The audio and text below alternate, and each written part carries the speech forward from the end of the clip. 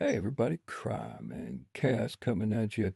Hey, huge news coming out of the new owner of Moselle. Moselle was sold earlier this spring, and at CC News Network, Crime and Chaos, we were the first to report on this and who the owner was. His name is Alexander Blair, and we reported back in August that he was the new owner of Moselle. He owns a business out of Rock Hill, South Carolina. He's going to turn it into a second home, some sort of a horse farm, and he is transforming the house basically inside and out.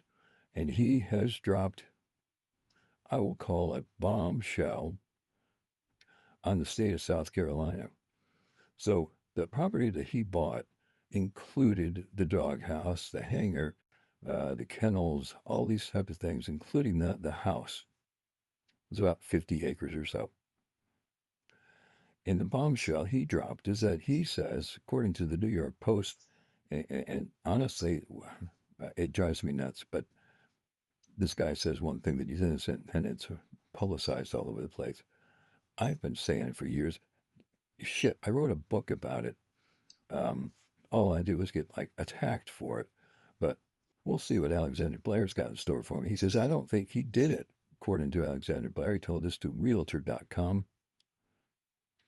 The New York Post published a story. He says that he's too big for the bullets to have gone through in the manner in which they did. He's too big. He didn't think he'd do it. Then he did it. He says maybe it was karma for other things. So I did a story on it. If you go to crimeandcask.com, C-A-S-K, crimeandcast.com, I have a story up there. I talk about the height of the shooter and how the height of the shooter matters. If you're about 5'9" and you're going to shoot Paul straight on, um, angle's going to be like this, 6'1" like this, 6'4" like this.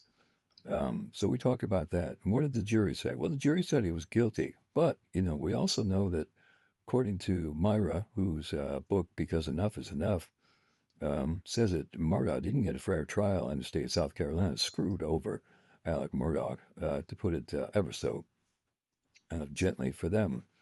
And of course, you had another Murdaugh juror saying, well, I changed my vote from undecided to guilty just because everybody else wanted to get out of there. So, you know, I just wanted to go home.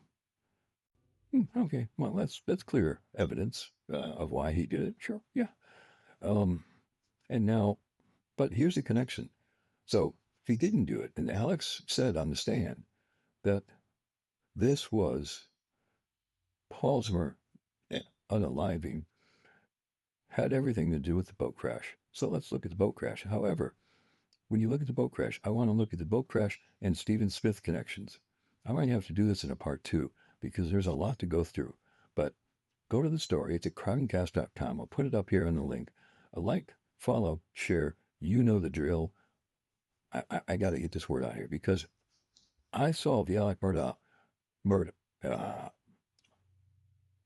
unaliving of Paul and Maggie 2 years ago. Okay. And wrote a book about it called Defending Alex Murdaugh, Not Guilty by Reason of Death. Available on Amazon. Part two's coming. See you. Crime and Cascade.